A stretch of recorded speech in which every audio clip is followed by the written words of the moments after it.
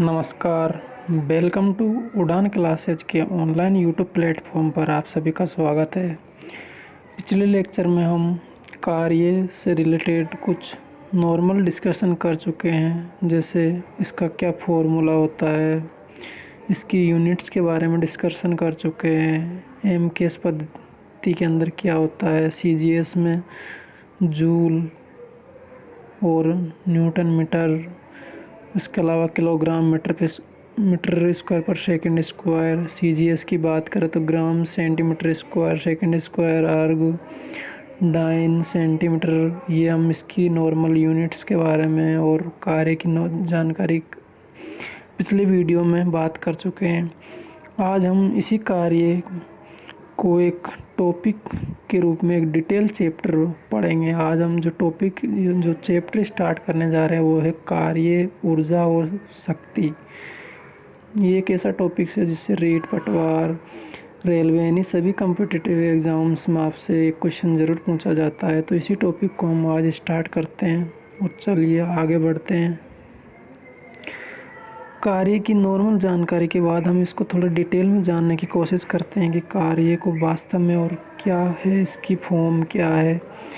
कार्य को हम पता है कि बल इंटू विस्थापन की फॉर्म में रखा जाता है, और यदि हम इस बल इंटू विस्थापन का जो डॉट प्रोडक्ट है इसको अपन खोलना चाहे तो हमें पता है कि वेक्टर के अंदर जब हम पढ़ते हैं तो ए डॉट बी होता है ए बी कोस थीटा और ए क्रॉस बी होता है ए बी साइन थीटा।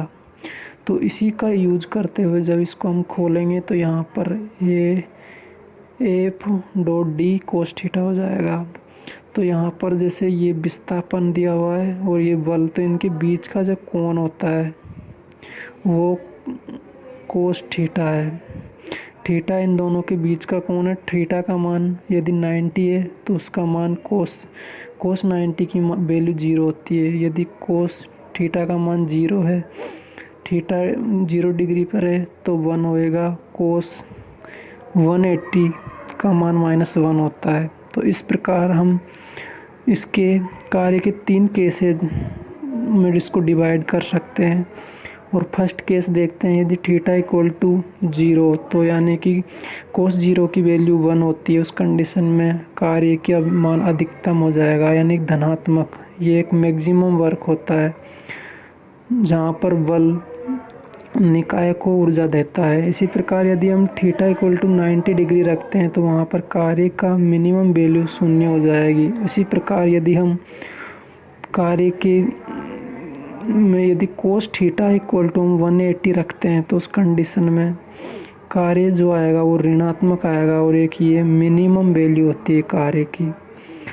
तो इसी को रिलेटेड एक क्वेश्चन करते हैं ताकि आपको और अच्छे से समझ में आ जाए। क्वेश्चन है कि एक व्यक्ति अपने सिर पर 50 न्यूटन का भार लेकर खड़ा है। व्यक्ति द्वारा किया गया कार्य ज्ञात कीजिए। तो इस चीज़ को हम समझे तो कोई व्यक्ति ये रहा, इसके ऊपर 50 न्यूटन का भार है, तो उस कंडीशन में यहाँ पर व्यक्ति एक जगह खड़ा हुआ है। तो इस कंडीशन में हमें पता है कि जब विस्थापन की वैल्यू ही 0 है, विस्थापन हो ही नहीं रहा, तो उस कंडीशन में 0 को किसी भी संख्या से मल्टीप्लाई करें, यहाँ पर बल की वैल्यू कुछ भी हो, कार्य हमेशा 0 आएगा। तो ये चीज़ आपको ध्यान रखनी है। और हमें पता है जब बल और विस्थापन दोनों एक ही दिशा में होंगे तो उस कंडीशन में कार्य की वैल्यू पॉजिटिव आएगी, और ये एक मैक्सिमम कंडीशन होती है कार्य के लिए। सबसे अधिक कार्य तभी हो सकता है जब दोनों एक ही दिशा में कार्य करें। अब हम आगे इसके कुछ एग्जाम्पल देख सकते हैं। वही यदि कोई व्यक्ति किसी पिंड को पृथ्वी की सतह से ऊपर उठाता है तो उसके द्वारा किया गया कार्य हमेशा पॉजिटिव होगा। जब स्प्रिंग को खींचा जाता है तो बाह्य बल द्वारा किया गया कार्य भी पॉजिटिव होता है। इस तरीके से कार्य को हम समझ सकते हैं। कार्य से रिलेटेड एक और क्वेश्चन करते हैं ताकि आपके और इससे रिलेटेड डाउट क्लियर हो जाए। इसका नेक्स्ट क्वेश्चन देखें तो एक व्यक्ति अपने सिर पर वही 50 न्यूटन का भार लेकर इस बार वो 10 मीटर चलता है, तो उसके उस पर गुरुत्वाकर्षण, इस चीज़ को ध्यान रखना, ये इम्पोर्टेंट चीज़ है। वह गुरुत्वाकर्षण बल द्वारा किया गया कार्य ज्ञात कीजिए। तो इस चीज़ को हम देखें तो गुरुत्वाकर्षण द्वारा किया गया कार्य के लिए ये व्यक्ति है, इस पे 50 न्यूटन्स का भार है, ये 10 मीटर चलता है। इस बार विस्थापन इसने 10 मीटर दे दिया, लेकिन यहाँ देखते हैं कि विस्थापन माना इधर है 10 मीटर, लेकिन बल इधर बल लग रहा है इस पर गुरुत्वाकर्षण बल हमेशा नीचे की ओर लगता है, तो यहाँ नीचे की ओर गुरुत्वाकर्षण बल लगता है। तो इन दोनों के बीच यहाँ पर 90 डिग्री का कोण बन चुका है। इस कारण कोस 90 का मान 0 होता है, तो उस कंडीशन में यहाँ पर किया गया कार्य 0 आ जाएगा। ये काफ़ी इम्पोर्टेंट है। इस तरीके से एग्जामिनर आपको थोड़ा घुमा सकता है, तो इस चीज़ का ध्यान रखना।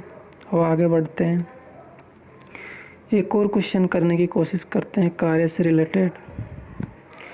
एक व्यक्ति एक वृत्ताकार, वर्गाकार, आयताकार खेत के चारों ओर एक चक्कर पूर्ण करता है, तो व्यक्ति द्वारा किया गया कार्य का मान ज्ञात कीजिए। कोई व्यक्ति वृत्ताकार हो या वर्गाकार हो या फिर आयताकार हो, यदि वो किसी खेत के चारों ओर एक यहाँ से स्टार्ट करके वापस यहीं आ रहा है, इससे स्टार्ट की वापस यहीं आ रहा है, तो यहाँ पर क्या विस्थापन की वैल्यू 0 है और विस्थापन 0 है, तो फिर कार्य की वैल्यू ऑलवेज 0 होगी। तो इस चीज़ को ध्यान रखना है। अब हम जब कार्य पढ़ चुके हैं, अब हम कार्य के बाद कार्य से ही हम शक्ति को ड्राइव करेंगे, यानी पावर क्या है। अब हम पावर की बात करते हैं। हमारा जो चैप्टर है उसका नाम ही यही है, कार्य, शक्ति, फिर ऊर्जा। तो हम कार्य पढ़ चुके हैं, उसके बाद हम शक्ति स्टार्ट करें। शक्ति क्या है? कार्य में परिवर्तन की जो दर होती है उसे हम शक्ति कहते हैं, यानी कि W यानी कार्य के अंदर समय का भाग दे दिया जाए तो ये वो पावर की फॉर्म बन जाती है। तो यहाँ पर देखते हैं कार्य में परिवर्तन पावर हो गया। हमें बताया कि W को क्या लिख सकते हैं? बल इंटू विस्थापन अपॉन T है ही सही। अब यहाँ पर विस्थापन में परिवर्तन की दर को हम क्या लिख सकते हैं? वेग। तो यहाँ से एक शक्ति का नया फॉर्मूला ये होता है, शक्ति का जो नया फॉर्मूला आएगा वो आएगा बल इंटू वेग। तो शक्ति के यहाँ पर पावर के दो फॉर्मूला आ चुके हैं, एक तो कार्य में परिवर्तन और एक बल इंटू वेग। अब इसकी ये एक क्या है? अदिश राशि है, और इसकी यूनिट्स की बात करें तो जूल कार्य की होती है, उसमें समय का भाग दे दिया जाता है, जूल पर सेकंड या फिर वाट। तो दोनों इसकी यूनिट्स होती है शक्ति की। इसके अन्य मात्रक की बात करें हम तो यहाँ पर एक किलो वाट के अंदर 1000 वाट होते हैं, या फिर 10⁻10 अर्ग पर सेकंड होते हैं। इसी प्रकार इसके मेगावाट, 1 मेगावाट में 10⁻6 वाट होते हैं। इसी प्रकार अशुभ शक्ति की बात करें तो एक अशुभ शक्ति, ध्यान रखना ये पूछा जा सकता है कि भाई एक अशुभ शक्ति बराबर कितने वाट होते हैं, तो 746 वाट होते हैं, या 10⁻, या फिर 3.6 इंटू 10⁻6 जूल हो सकता है। इसी प्रकार 1 किलोवाट एच के अंदर कितने, 1 किलोवाट आवर्स के अंदर हमें 3.6 इंटू 10⁻6 जूल, या फिर इसको 10⁻6 को हम मेगा की फॉर्म में लिख सकते हैं, तो 3.6 मेगा जूल होता है। अब हम शक्ति के बाद में हम कार्य ऊर्जा पर आते हैं। ऊर्जा क्या है? तो बात करते हैं ऊर्जा की। तो ऊर्जा कार्य करने की जो क्षमता होती है, हम में जो ताकत होती है, उसे हम ऊर्जा कहते हैं। जैसे हम किसी भी आपसे बोल दिया जाए भाई आपको 3 घंटे पढ़ना है, 2 घंटे पढ़ना है, फिर लेकिन बाद में जाकर आप बोलते सर अब हिम्मत नहीं है, अब हम कुछ नहीं कर सकते। तो इस चीज़ें क्या है, एक ऊर्जा होती है हमारे शरीर में। ऊर्जा का रूपांतरण के द्वारा ही कार्य किया जाता है। ये एक अदिश राशि है और इसके मात्रक जो कार्य का होता है वही जूल होता है एमकेएस पद्धति के अंदर, और सीजीएस के अंदर वही अर्ग होता है। अब हम बात करते हैं इसके प्रकार की। तो ये 2 प्रकार की होती है, एक तो काइनेटिक एनर्जी और एक स्थितिज ऊर्जा यानी पोटेंशियल एनर्जी। इसको यू फॉर्म में इसको के या फिर के ई से प्रदर्शित करते हैं। और इन दोनों का जो प्लस टोटल होती है वो होती है यांत्रिक ऊर्जा यानी मैकेनिकल ऊर्जा। तो इनके बारे में आइए आगे डिटेल से पढ़ते हैं हम। सबसे पहले हम स्टार्ट करते हैं गतिज ऊर्जा के बारे में। गतिज ऊर्जा क्या है? तो वस्तु में गति के कारण जो ऊर्जा होती है उसे हम गतिज ऊर्जा कहते हैं। गतिज ऊर्जा के जो फॉर्मूले की बात करें हम, तो इसका एक फॉर्मूला आता है ½ mv²। यदि हम ½ mv² हमारे पास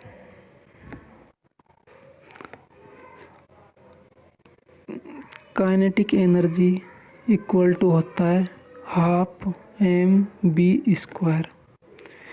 यदि हम इसको ऊपर नीचे m से मल्टीप्लाई कर दें तो यहाँ पर जो काइनेटिक एनर्जी आएगी उसमें ऊपर तो जो फॉर्म आएगी, नीचे m आ जाएगा, ऊपर m और b का स्क्वायर हो जाएगा। और हमें पता है कि जब p होता है ये mb होता है, तो यहाँ पर जो p है वो संवेग होता है। तो इसको हम जब एक नई फॉर्म के रूप में हम इसको लिख सकते हैं। वो नई फॉर्म ये है कि काइनेटिक एनर्जी को हम इस तरीके से भी लिख सकते हैं। और वो फॉर्म ये है कि kinetic energy equal to p²/2m भी होता है, जो ये लिखा हुआ है। इसी प्रकार काइनेटिक एनर्जी ½ mv² भी होती है। अब इसकी यूनिट्स की बात करें तो इसकी यूनिट्स देखी जाए थोड़ा, तो यहाँ पर वही जो यूनिट्स कार्य की होती है किलोग्राम मीटर स्क्वायर पर सेकंड स्क्वायर जूल में होती है SI पद्धति में। इसी प्रकार से CGS में ग्राम सेकंड स्क्वायर पर सेंटीमीटर स्क्वायर पर सेकंड स्क्वायर या अर्ग हो सकती है। अब हम इसके एग्जाम्पल की बात करें तो तेज़ चलती हुई हवा में गतिज ऊर्जा होती है, जिसके कारण टीन सेट या फिर छप्परों को उड़ा ले जाती है। इसी प्रकार बहते हुए पानी के अंदर भी काइनेटिक एनर्जी होती है, जो टरबाइन की ब्लेड्स को घुमाने का कार्य करती है। एक काइनेटिक एनर्जी सदैव पॉजिटिव होती है, कभी नेगेटिव नहीं होती, इस बात का ध्यान रखना। कुछ एक इम्पोर्टेंट पॉइंट्स के बारे में हम डिस्कस करते हैं। इम्पोर्टेंट पॉइंट्स काइनेटिक एनर्जी से रिलेटेड है। हमें पता है कि काइनेटिक एनर्जी यहाँ पर वेग के प्रोपोर्शनल है, और वेग के प्रोपोर्शनल और द्रव्यमान के प्रोपोर्शनल है। तो इससे रिलेटेड हमें यहाँ से हमेशा क्वेश्चन पूछा जाता है एग्ज़ाम में, ज़्यादातर इसी टॉपिक से, यहाँ इम्पोर्टेंट पॉइंट से ही क्वेश्चन आएगा। तो इससे रिलेटेड हम आपको 1-2 क्वेश्चन कराएंगे, ताकि आप इस टॉपिक से आए क्वेश्चन से आप एग्ज़ाम में फंसे नहीं। तो उसके लिए एग्जाम्पल देखते हैं। एक कार जिसका द्रव्यमान 50 kg है, वेग 10 मीटर पर सेकंड से गतिशील है, तो कार की काइनेटिक एनर्जी ज्ञात कीजिए। तो हमें पता है कि हमारे पास द्रव्यमान 50 kg दे रखा है, वेग हमारे पास 10 मीटर पर सेकेंड है तो काइनेटिक एनर्जी ज्ञात करेंगे, तो वैल्यू पुट करेंगे तो द्रव्यमान 50, वेग 10 के स्क्वायर हो जाएगा तो 100 आ जाएगा। इधर 50 को हाफ करेंगे, 25 मल्टीप्लाई करेंगे तो यहाँ से काइनेटिक एनर्जी 2500 जूल आ जाएगी। तो इस प्रकार हम इस क्वेश्चन को कर सकते हैं। एक नोट और ध्यान रखना आपको कि वेग को यदि दुगना कर दिया जाए, द्रव्यमान को भी दुगना करने पर गतिज ऊर्जा में क्या परिवर्तन आएगा। पहला इस चीज़ ऐसे क्वेश्चन एग्ज़ाम में पूछे जाते हैं। जैसे कि कोई काइनेटिक एनर्जी पहले हमें दी हुई है हाफ mv स्क्वायर, इसको हमने E1 नाम दे दिया m1 v1 स्क्वायर। यदि इसको बाद में क्वेश्चन कह रहा है कि यदि m2 की वैल्यू m1 का डबल कर दे, v2 की वैल्यू v1 का डबल कर दिया जाए, तो उस कंडीशन में काइनेटिक एनर्जी में कितना परिवर्तन आएगा। जो पहले वाली काइनेटिक एनर्जी, तो इसको वैल्यू पुट करेंगे तो यहाँ से m2 की वैल्यू 2m1 और v2 की वैल्यू 2v1 का स्क्वायर। तो उस कंडीशन में इसका स्क्वायर करेंगे 2 का तो 4, यहाँ से 2, तो इनको मल्टीप्लाई करेंगे तो 8, और ये है पहले वाली, तो इसका 8 गुना हो जाएगी पहले वाली की। तो इस तरीके से हम इन चीज़ों को समझ सकते हैं। इस तरीके के क्वेश्चन पूछा जाएंगे। ये एक लॉन्ग प्रोसेस था, लेकिन हम इसको एक ट्रिक के द्वारा आपको समझाने की कोशिश करते हैं ताकि आप क्वेश्चन को काफ़ी इजी वे में कम टाइम में सॉल्व कर पाए। तो आइए हम आगे बढ़ते हैं। एक ट्रिक ये है कि कोई भी, हमें पता है कि काइनेटिक एनर्जी का फॉर्मूला हाफ mv स्क्वायर होता है। हमें क्वेश्चन में बोला गया था पीछे कि यदि हम द्रव्यमान को डबल कर दिया जाए यहाँ पर, और वेग को भी डबल कर दिया जाए, तो उस कंडीशन में द्रव्यमान को डबल करेंगे तो यहाँ ये 2, और वेग को डबल करेंगे तो 2 का स्क्वायर यानी कि 4, तो 2 इंटू 4 करेंगे तो 8 गुना आंसर आ जाएगा। इसी प्रकार हम इसको आगे और देखते हैं। एक क्वेश्चन और करते हैं इससे रिलेटेड। यदि एम को यहाँ, इस बार हमें द्रव्यमान को 4 गुना किया है मास को, और वेग को आधा कर दिया, तो उस कंडीशन में काइनेटिक एनर्जी में क्या परिवर्तन आएगा। तो इस कंडीशन में देखते हैं, सॉल्व करते हैं क्वेश्चन को। तो देखते हैं कि एम की जगह 4m, बी की जगह हाफ करेंगे तो ये हाफ का स्क्वायर हाफ 1/4, और ये है ऊपर, तो इस एम 4 से ये कट जाएगा। इससे देखा जाए तो काइनेटिक एनर्जी में कोई परिवर्तन नहीं होगा। अब हम एक क्वेश्चन और करते हैं जो फर्स्ट ग्रेड में आया हुआ है। इसलिए मैं आपसे बोल रहा हूँ कि इस टॉपिक्स से क्वेश्चन ज़रूर आता है। अब काइनेटिक एनर्जी का फॉर्मूला हमारे पास होता है हाफ mv स्क्वायर। क्वेश्चन पूछता है कि सर्वाधिक गतिज ऊर्जा किस में होगी।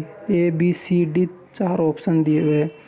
अब हमें पता है कि ए ऑप्शन की बात करें तो यहाँ पर m 1 बार है यहाँ पर, जबकि वेग को डबल कर रखा है। बी की बात करें तो यहाँ पर m डबल हो रहा है, बी नहीं हो रहा, लेकिन सी और डी में दोनों डबल ट्रिपल हो रहे हैं।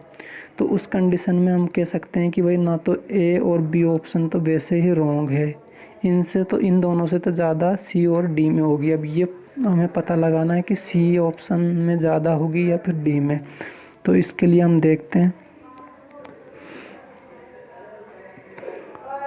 यदि हम सबसे पहले सी ऑप्शन की बात करें तो यहाँ पर काइनेटिक एनर्जी बराबर हाफ m की जगह 2m और b की जगह 3b का स्क्वायर करेंगे, तो यहाँ से 9 और 2 यानी कि 18 गुना हाफ mv स्क्वायर हो जाएगा। तो यहाँ से ये 18 गुना आ रही है सी ऑप्शन से। तो अब हम देखते हैं डी ऑप्शन की बात करते हैं। तो डी ऑप्शन की बात करें तो यहाँ पर हाफ m की जगह 3m और वेग की जगह 2b का स्क्वायर, तो यहाँ से 4b² और यहाँ से 3m, तो यहाँ से लगभग 12 गुना हो जाएगा और यहाँ से 18 गुना। तो इससे हम पता लगा सकते हैं कि ऑप्शन सी में सबसे अधिक काइनेटिक एनर्जी रहेगी। इसी प्रकार हमने जो एक फॉर्मूला और पढ़ा था काइनेटिक एनर्जी का, वो है p²/2m। यहाँ पर p एक संवेग है, तो जो काइनेटिक एनर्जी है उसमें यदि p को डबल कर दिया जाए तो काइनेटिक एनर्जी में कितना परिवर्तन होगा, ये हमसे क्वेश्चन में पूछ रहा है। तो हमें पता है कि p को डबल करेंगे तो p की वैल्यू 2p रखेंगे तो p² यानी कि 4p², तो 4 यानी कि 4 गुना काइनेटिक एनर्जी हो जाएगी। इसी प्रकार एक क्वेश्चन और करते हैं ताकि आपके इससे रिलेटेड सारे डाउट क्लियर हो जाए। यदि p को हम हाफ p/2 कर दें तब काइनेटिक एनर्जी में कितना परिवर्तन आएगा। तो इसके लिए यदि p को हाफ करेंगे, हमें पता है कि p² होता है, इसमें हम p/2 रखेंगे तो p²/4 हो जाएगा। p²/4 करते ही ये पहले वाली काइनेटिक एनर्जी से 1/4 गुना हो जाएगी काइनेटिक एनर्जी। तो इस प्रकार हम काइनेटिक एनर्जी के क्वेश्चन कर सकते हैं, सारे हमने किए। अब हम इसके आगे वाले नेक्स्ट वीडियो में आपको पोटेंशियल एनर्जी यानी स्थितिक ऊर्जा के बारे में बात करेंगे, ऊर्जा के संरक्षण के नियम, ऊर्जा के एक दूसरे से परिवर्तन और इससे रिलेटेड आने वाले जो भी और क्वेश्चन आए हुए हैं, किस तरीके के क्वेश्चन आपसे पूछे जा सकते हैं, इन सारे टॉपिक्स पर हम बात करेंगे इसके नेक्स्ट पार्ट में। अभी के लिए फ़िलहाल इस वीडियो में इतना ही। प्लीज़ यदि वीडियो पसंद आए तो लाइक कीजिए, हमारे चैनल को सब्सक्राइब कीजिए और सब्सक्राइब करने के लिए धन्यवाद। Thank you. मिलते हैं आपसे नेक्स्ट वीडियो में, तब तक आप अपना ख्याल रखिए।